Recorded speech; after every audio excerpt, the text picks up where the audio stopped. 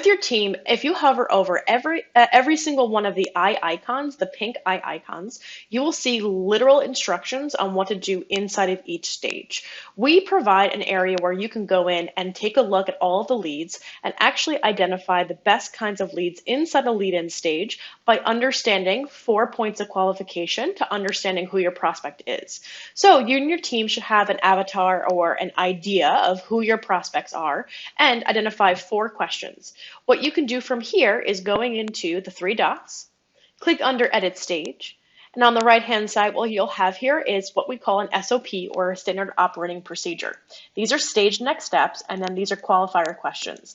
Ideally, you and your team want to provide 4 different qualifying questions, so that way when you see somebody's, let's say, Facebook profile, what you want to be able to do is say hell yes or hell no. And the reason why we have that there is it makes qualification, the process, a lot faster and a lot more effective.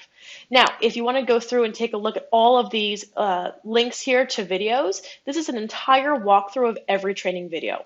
All of these videos are allocated to each of the pipelines that are already curated to your membership and to your profile.